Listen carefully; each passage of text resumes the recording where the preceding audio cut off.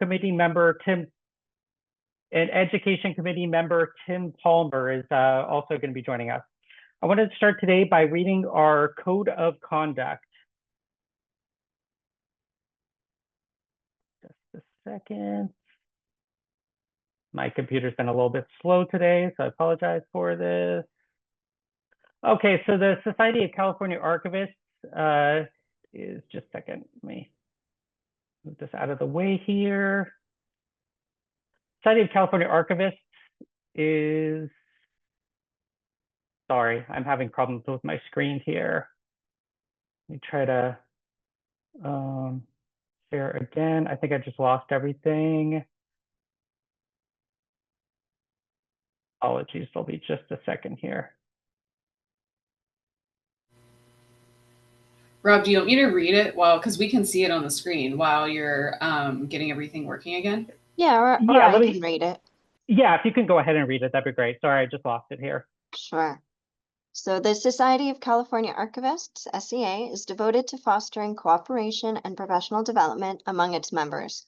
We expect participants in the SCA community to help create thoughtful and respectful environments where dialogue and exchange can take place.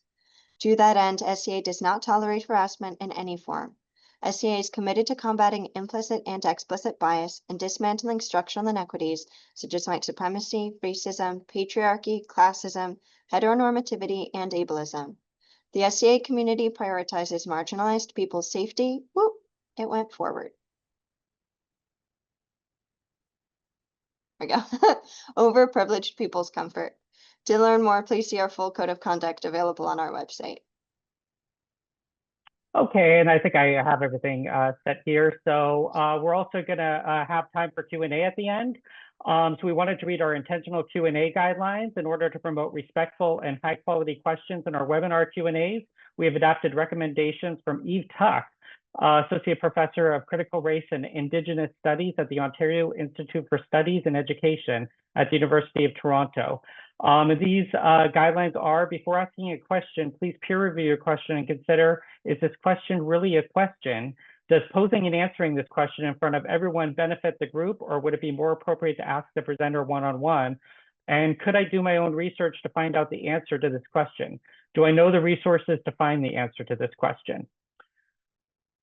So the idea for this webinar came about earlier this year following the news about the executive order to dismantle the Institute of Museum and Library Services and the loss of NEH grant funds.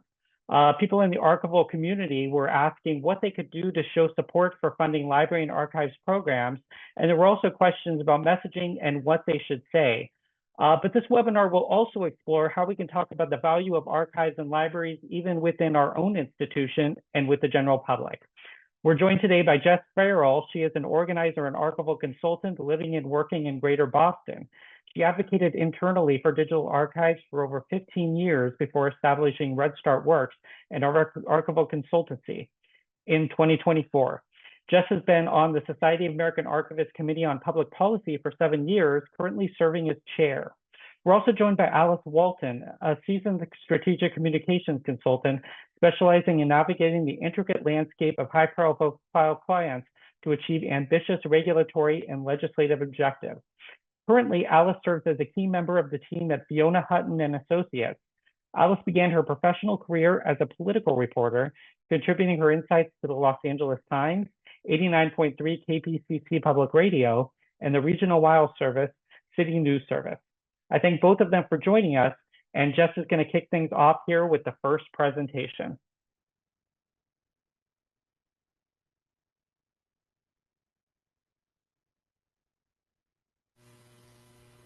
Thanks, Rob. And Rob is going to run my slides today because I had some technical difficulties before we started, so I really appreciate the support.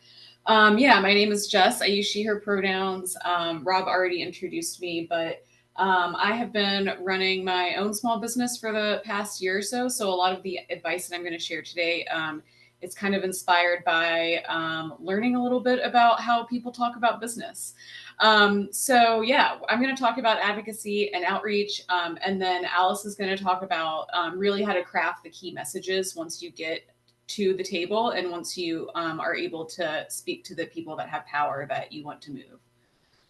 So first, if you want to go ahead to the next slide, Rob, I wanted to just right out the gate start with a question for you all, turn it back on to you, which is, what is your goal for maybe today or for change, right? So what do you want to see change? Is there a reason that you came here today that you wanted to see a particular thing change? Maybe you're just here to learn about advocacy in general, but if you could summarize in the chat, or if you want to speak, please feel free to raise your hand using the Zoom raise hand button and I'll call on you. One sentence or even just a short phrase, summarize it as short as you can for why you're here today.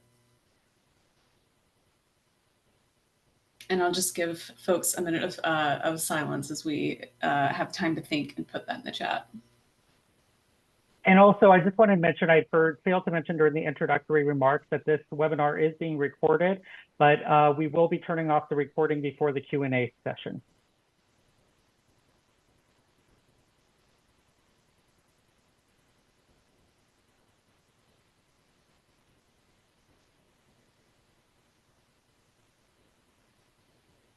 Great, so we have a lot of great answers coming in the chat here. Folks are concerned about financial sustainability for archives, which is a really big, it's always been a big issue, but it just seems to be bigger and bigger all the time, right?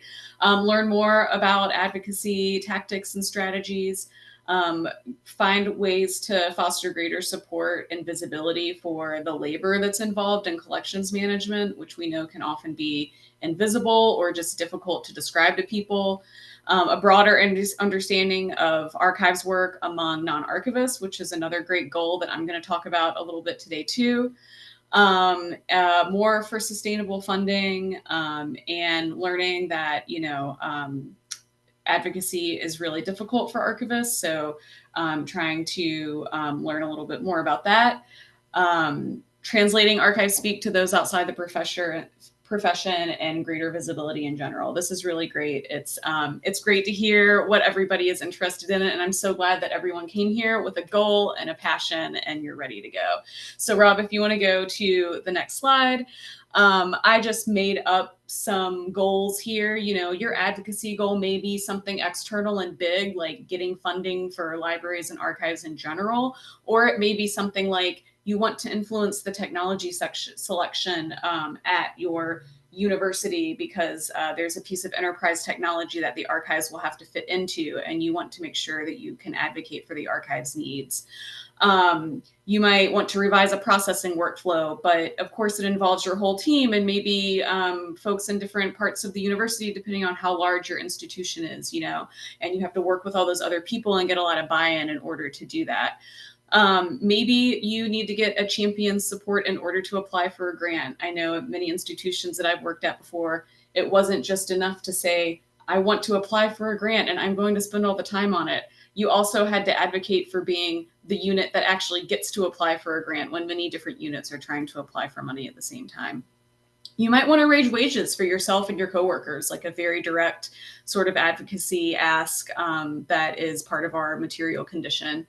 Or you might want to get legislation passed. So these are just a few examples that I kind of threw together here, and your examples are all great that you've added in here too. I just want you to all think about what your big goal is and think about what you might start to do towards that goal. And I'm going to talk about that a lot more. Let's go to the next slide because I want us to do one more activity before I lecture for a little while.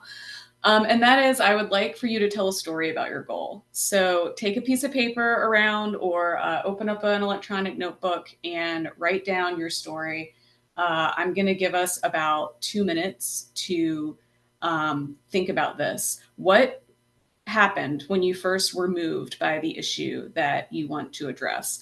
How did it show the importance of archives? What was the catalyst? What's your story? Did you lose funding and now you need it? Or did you gain funding and it did something amazing and beautiful for you and your community? So think about that a little bit and write down your own story. And we're going to take 2 minutes.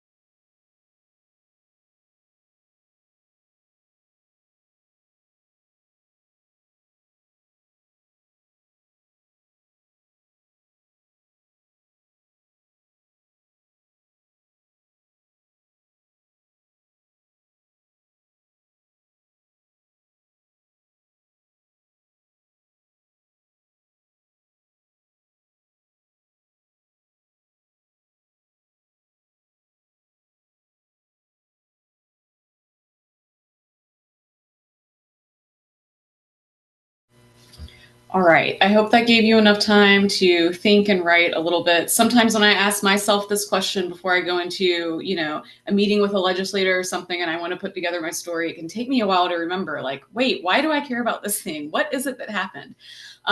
So does anybody want to share a story that they came up with in the last couple of minutes? Just a minute or two of a story? You can use the hand raise button or indicate in the chat that you'd like to share.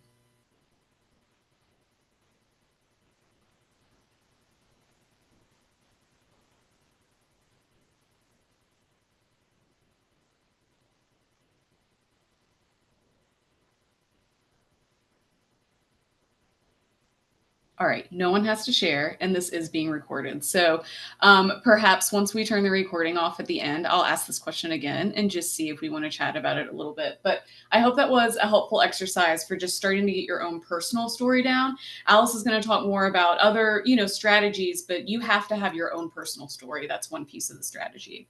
Las Suarez, would you like to speak? Yeah, can everybody hear me? Yes. Okay, sorry, my internet connection isn't great, and so it took me that long to be able to raise a hand. My story is that we were applying for a grant that would enable us to move some of our materials out of the fire zone. And when we asked for institutional support just to prioritize the project, not even to get us money, they said no because we're not visible enough. So that's when I realized that I was going to need to be way more visible, and I was going to need to figure out how to do that. That's a great story, a sad story in many ways, but also, yes, basic visibility is where it starts. And that's sort of how I felt as the, chair of the Committee on Public Policy coming in this year. Everything changes in the legislative landscape. All of a sudden, we are trying to explain much more basic things about archives and how we exist. And I realized, wow, we should have been doing this for 10 years up until now in order to be ready to actually fight for archives at this point. We have so much work to do around basic visibility. So I love that story just for that particular reason. Next slide, please.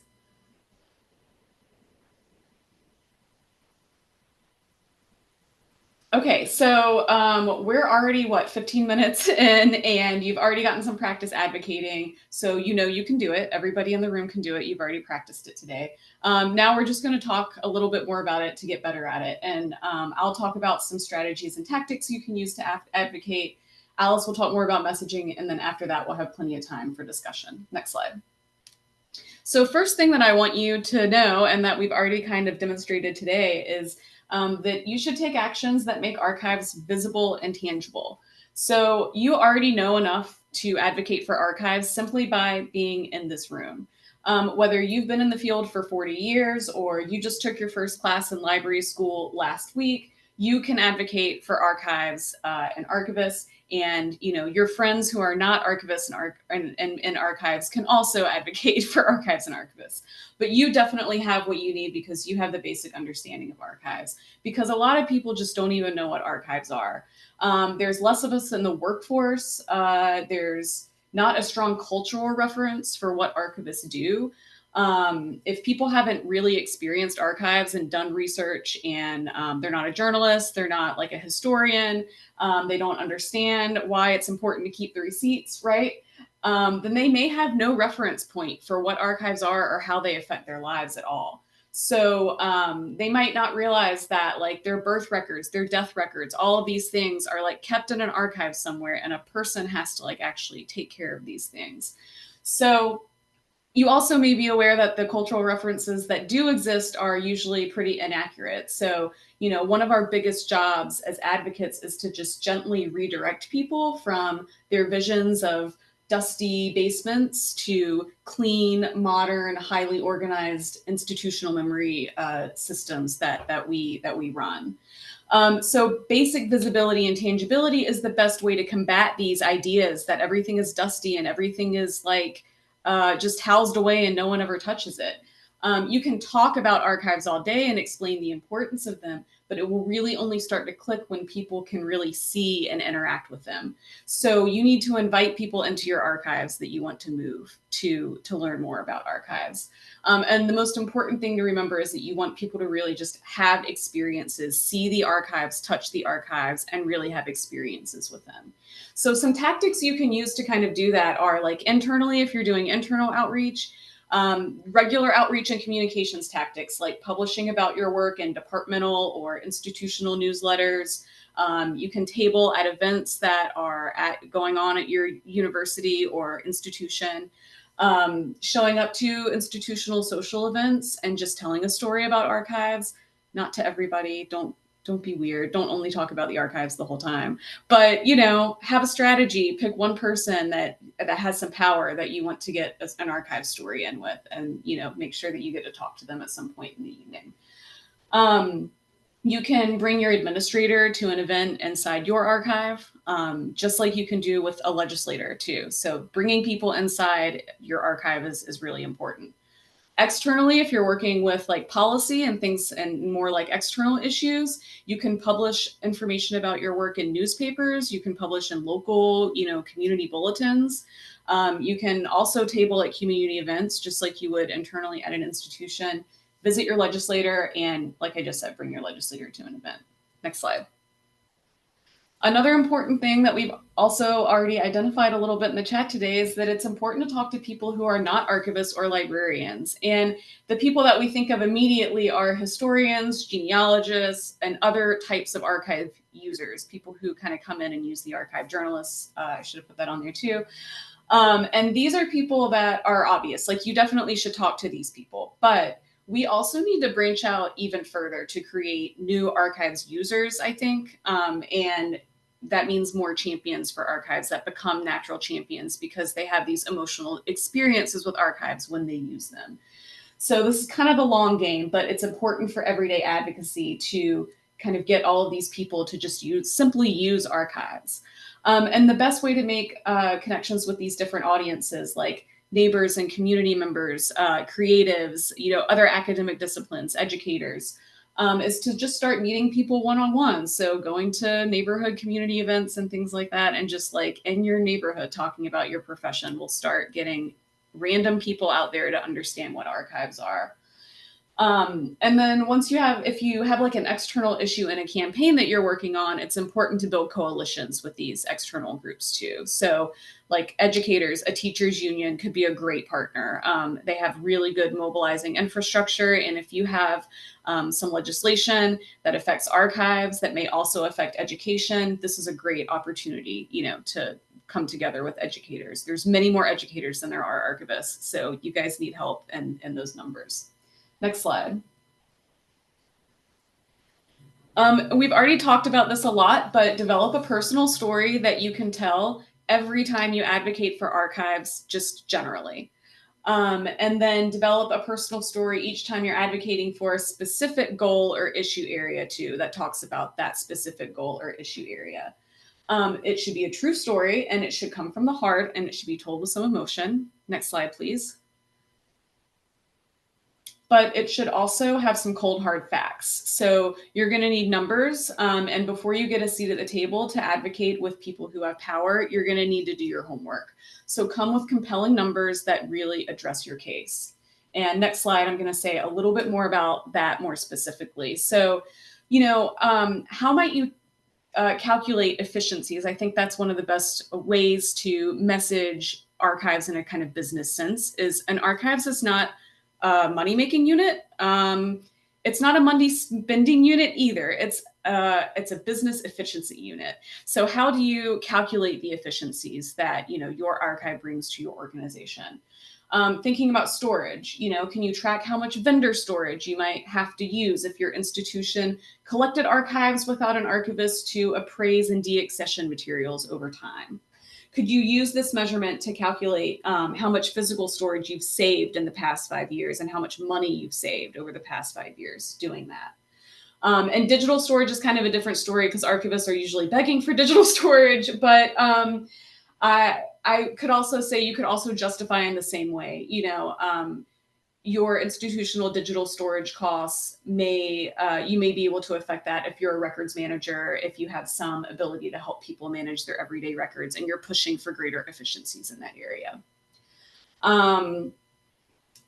Labor return on investment is another one. So how much employee time can you turn that into a number, a dollar number for how much money you might have saved when working on a new product, whatever that product is.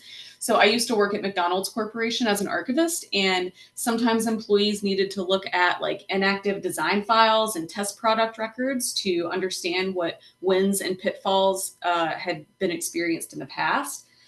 And so having an archive prevents employees from reinventing the wheel. And if you're in an academic archive, I think this really relates similarly to like working with the communications department or any other departments that the university uses as a service.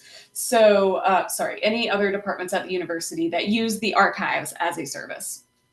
So count up the costs that it took you and your team, the number of hours that it took you and your team to answer reference questions, provide assets. How long would that have taken if there wasn't an archive and archivist? Or would it cost more because communications employees make higher salary than archivists, and so they would have spent more money on it if the communication employees didn't have assistance? Sadly, a lot of the times that's true. So you can also compare things like that and make a point around that. Would the quality of the work be different if there was no archive to source the data from? Could it have happened at all? And that kind of goes into this third thing, earned media value, which I don't know a lot about. I have only read about, but I think it's a really interesting thing that we could try to apply. Earned media value is the amount of money a brand can expect to receive from positive mentions in digital and offline media. So it's an important metric for brands because it helps them understand how much they can expect to make from their marketing efforts. And understanding earned media value can help you determine if your marketing strategy is effective. So there's a link here from Indeed.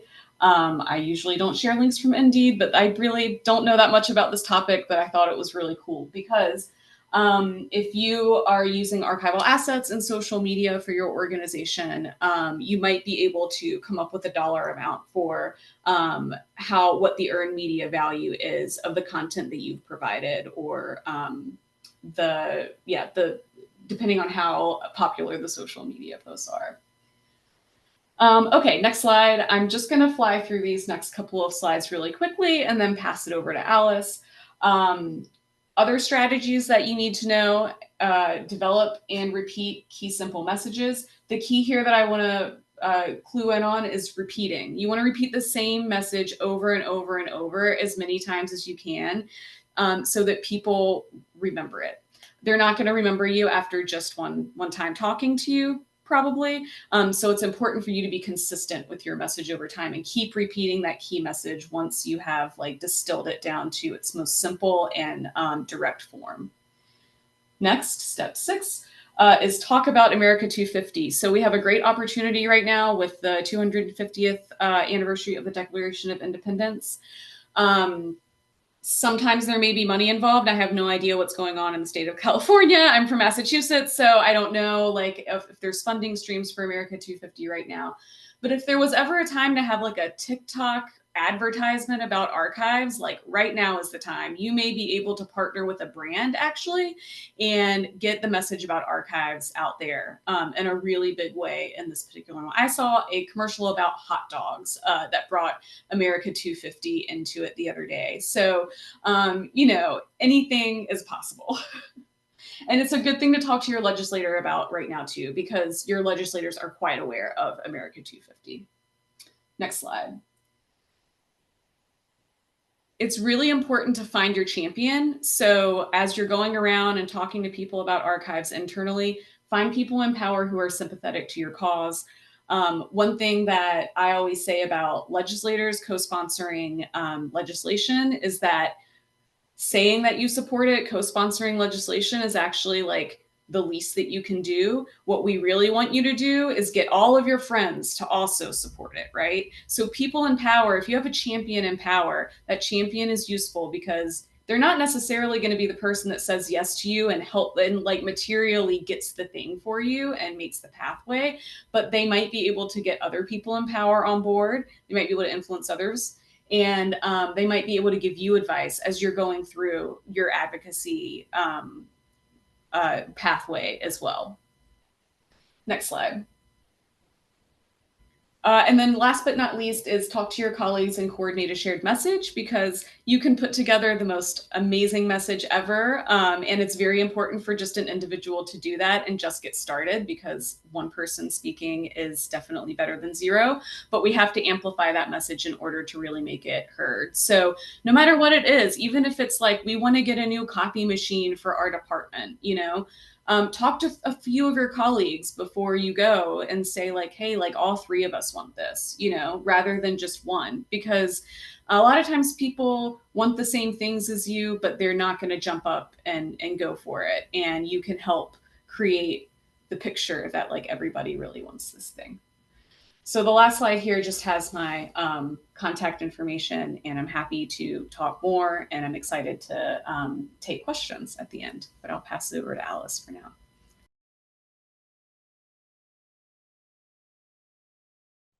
Great, thanks, Jess. And let me go ahead and pull up my slides, everybody.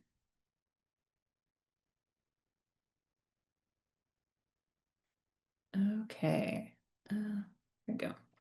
Great. Well, I'm really excited to be here today. As Rob said at the start, so my background was first as a journalist, and I've now been in strategic communications for about 7 or 8 years. So while I don't work with archives and libraries, my day-to-day job, though, is dropping into all sorts of different client engagements and helping them achieve some sort of advocacy goal. So I work with a lot of folks that are pursuing legislation, a new regulation.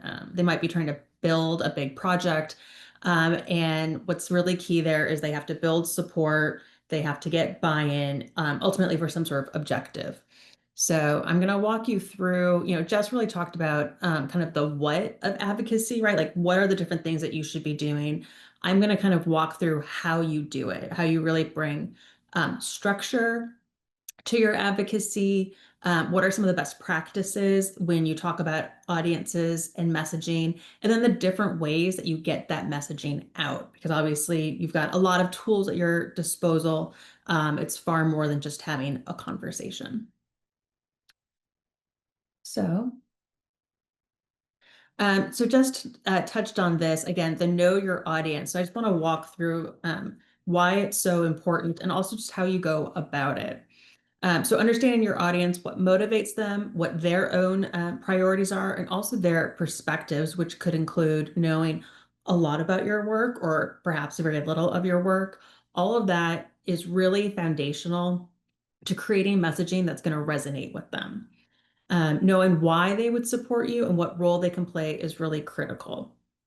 So when we approach this, I will say, with clients and things like that, we spend a lot of time at the front end talking about who are the decision makers who ultimately can say yes or no to whatever it is that we're advocating for. And then we talk about who are the people that they listen to, who are the people who can influence that decision. So I've included here just a couple of examples of the decision makers that you all might encounter in your work, right? So whether it's a CEO, a board of directors, elected officials, folks at the university, you want to be really crystal clear on who is the person or the organization that can give you the yes to the thing that you are advocating for. And I would also include here knowing, who are the staff members who brief them, who might be the individuals that you're talking to, and who can really sway them. But then second to that is who are the people that they listen to. Now, this can be people who they listen to who could be helpful to you and really be advocates. And again, some of those champions that Jess talked about. Or frankly, it could be people that could influence them against you or have a competing interest or a different perspective. When you're advocating, you really want to have awareness of all of those people that are sort of like in that ecosystem, speaking on the same issue that's important to you. So I've included here, again, a couple of examples. So it could be a board of trustees, it could be professional associations that could be helpful to you. Certainly anyone who provides funding to the people that you're asking to make a decision. So if it's a foundation, donor, or cultural institution, I would include your own colleagues here, faculty members, students, and then the media, right? We often hear, especially when it comes to policy and elected officials, or even state and federal regulators, they can be very persuaded by media. Sometimes the media can also sort of give them the cover they need to make a decision, right? To help create a perception or, the reality that there's support for something, that they're not going to be outside the mainstream when they make a decision that's helping you. But I would say, on the front end of whatever your advocacy effort is, really spending some time to think about the decision makers, which again is probably going to be a pretty short list depending on what it is that you're asking for. And then really spending time on those influencers, because they're also going to be audiences that you want to speak to, that you want to present to. In a couple of slides, I'm going to talk about even materials that you can provide to them so that they really become strong advocates that are like echoing the message that you have, and being some very strong third-party validators for you. So once you have a clear sense of what it is that you're looking to achieve and who you need to be communicating to, what we like to do is create what we call a message platform, or maybe a better way to think about it is actually sort of like the messaging Bible. It's going to be a document that has your key messages and really kind of all of the evidence and data that you want to present in support of the case that you're making. It says here, developing foundational messaging. It ensures consistency, clarity, and credibility. It's also going to make sure that you and your fellow advocates all are aligned on the messaging. So as Jess said, really repeating that message, making sure everyone is saying the same thing, saying it consistently. That's going to be very important, especially as you're talking to different audiences.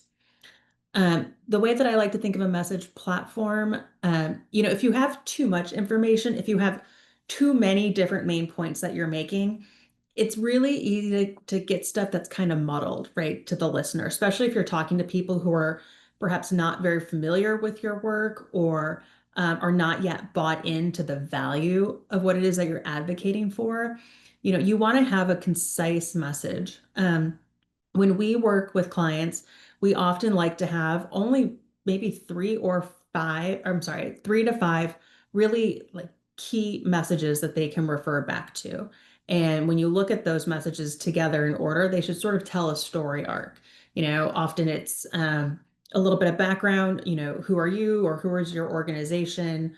What is the value they provide? What is the challenge that you're now facing? And then what is the solution that you're proposing? So again, telling people who you are, why what you're doing is important, what it is that you are facing as a challenge, what is the problem, and then what is the solution that you are proposing for that challenge.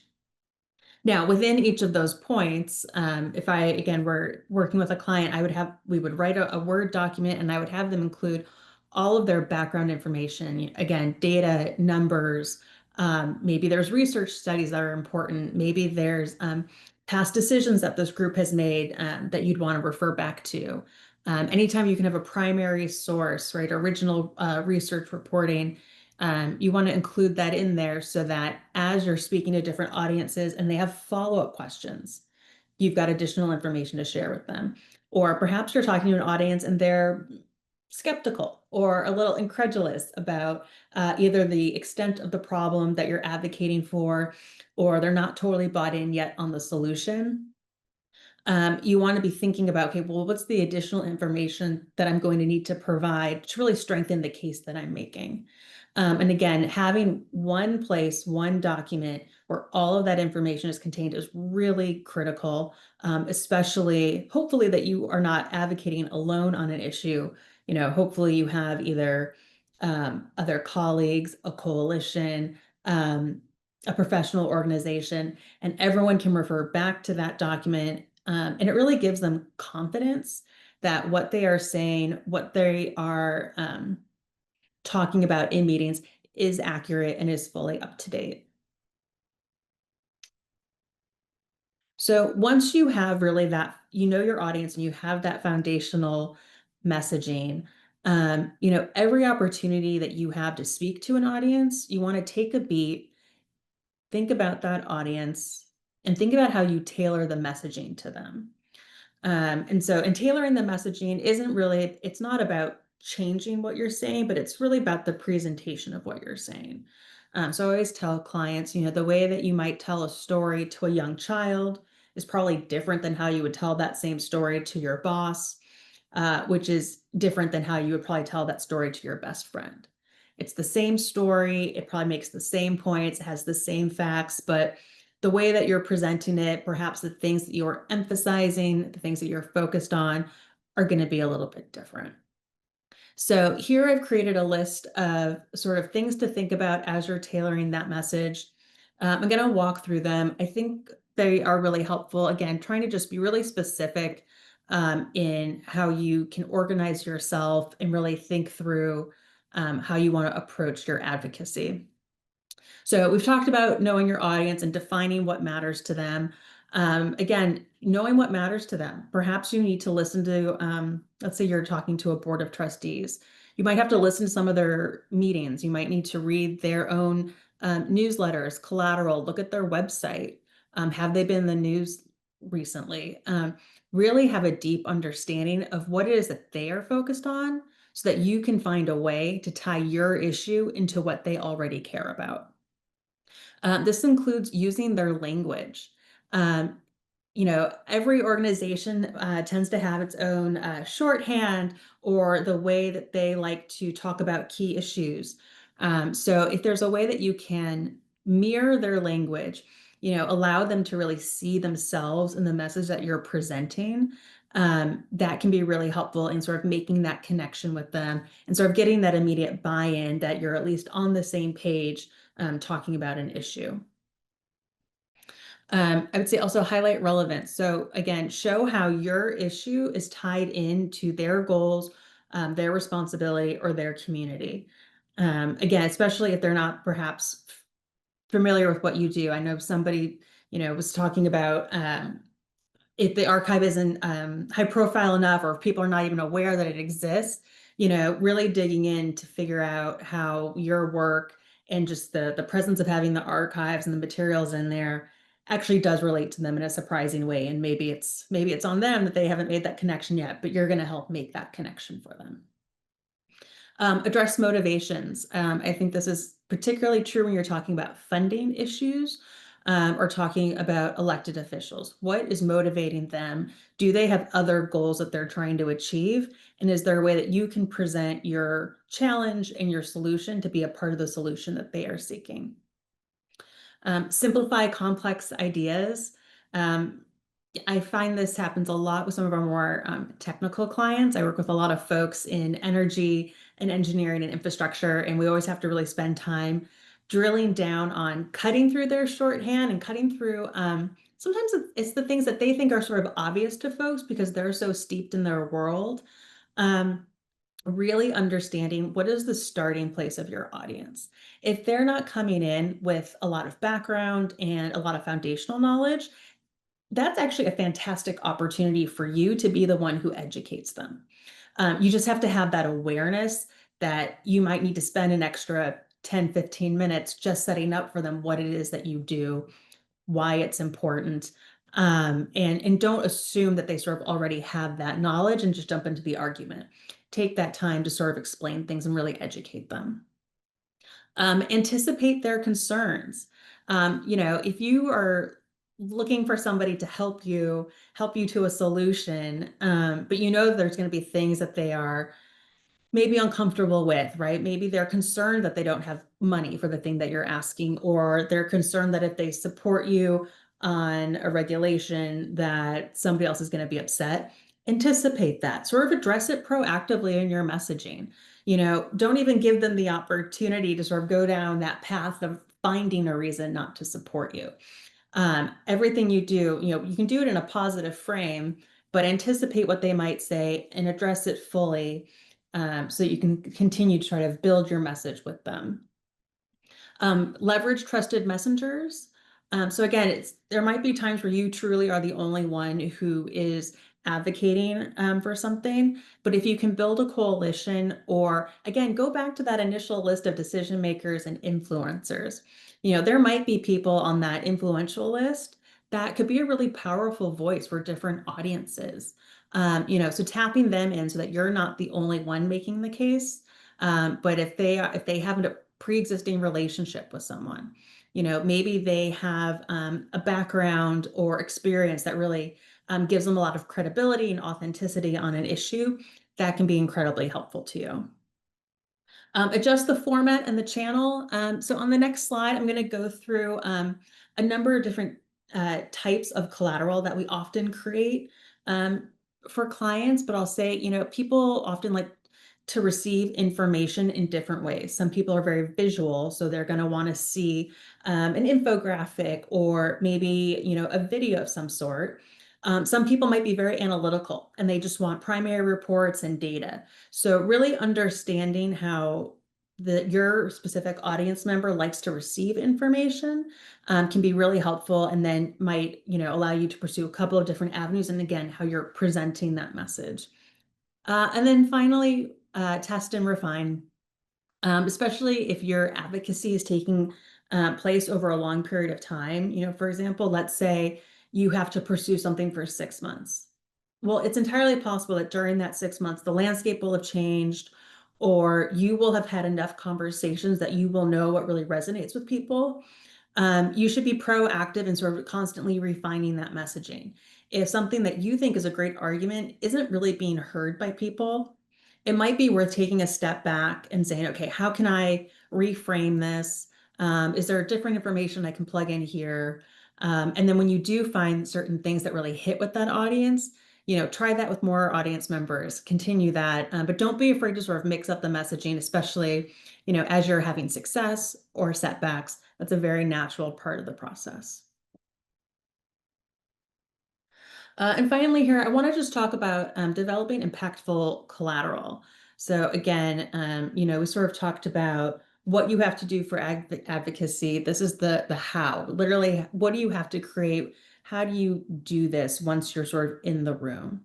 And there's a lot of different ways to get your message out beyond just having conversations, although obviously having, one-on-one conversations is really important.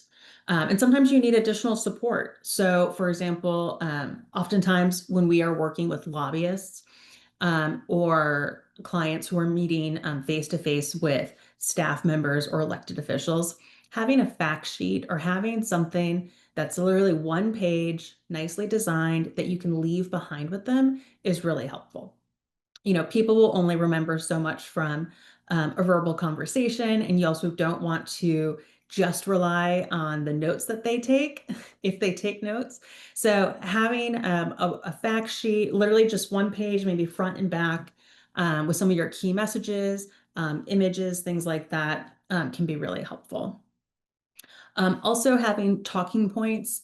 Again, once you have that messaging Bible, there should be enough information in there that you can pick things out for any conversation with any kind of key member of your audience. The talking points can also be helpful if other people are going and advocating on your behalf. So again, if you've got third-party validators that are having conversations, you want to give them, again, a document that says these are really the key points that you should be hitting. Again, it reinforces that message repetition. Press releases. So again, there might be times where you want to engage the media if you think that they could be helpful to your cause, if they could help be an advocate. So taking the messaging Bible, putting it into a press release. And I would say that's also for op-eds and for articles. So an op-ed would be something that you would write or another member of your coalition would write and then place in a newspaper. One thing that I really like is the coalition toolkit. So this is when you can create a suite of materials that other people externalize on your behalf. So if you have been so successful in your advocacy that you now have a list of folks that support you and want to see you be successful, creating a toolkit that, for example, gives them sample social media posts is really helpful. Maybe it's an organization that has a newsletter that goes out to people, Well, you could write a short article for them for that newsletter, and then they can send that out. Again, if you have your fact sheet, giving it to them, giving them the fact sheet and asking them to send to their supporters. So, you know, what we're trying to do with the Coalition Toolkit is, one, have that consistent messaging, but two, we want to make it as easy as possible for people to support us. And so the Coalition Toolkit really takes away the barrier of asking somebody to spend time writing a LinkedIn post or finding the right picture, or, oh, now I got to write an article for the newsletter. Like, you are making it as easy as possible. Literally all they have to do is like copy, paste, and post. Creating your own social media copy and digital copy. Again, you know, just talked quite a bit at the beginning about what I'm going to call sort of building up that goodwill. Again, maybe it's just, even when you don't have a pressing issue in front of you, it probably is to all of your advantages to be sort of constantly educating people on what you do, educating people on the value of what you do, and really telling them why what you do is important, even if you don't have a specific ask. And so I think social media is a great way to do that. I think conversations with people is super helpful, but really that digital piece. And one thing that came to mind when Jess was talking about that was, again, I don't work in archives or libraries, but I have seen the TikTok accounts for the libraries in both Milwaukee and Houston. I don't live in either one of those cities, but they make just really funny, charming, engaging social media videos that have gone viral enough that I have seen them. And again, I think it helps to create some of that like goodwill, even though I don't have an immediate reason to go support the library in Milwaukee, for example. Finally here, and then I know we want to get to questions. Other collateral could include sending in support letters to elected officials or your board of directors or to the university. Again, writing support letters is a great opportunity to engage your supporters. You can write one letter, give it to them as a template so that you're not asking them to do anything other than sign a letter and send it in. They don't have to write it themselves. And then if there is an opportunity to go to a meeting, go to some sort of hearing, creating public comment, both for yourself and again, for your supporters, you know, it helps them give the same message. And it also, again, it's a low barrier if you're saying, I've already written the public comment for you, can you please go and deliver it? So again, this is just a list of all the different materials that you could be creating that would be helpful to you in the conversations that you're having around the advocacy. With that, Rob, maybe we turn it back over to you for questions. Yes, thank you so much again, Alice and Jess. And I'm going to stop before we get into the Q&A portion. I'm going to stop the recording right here.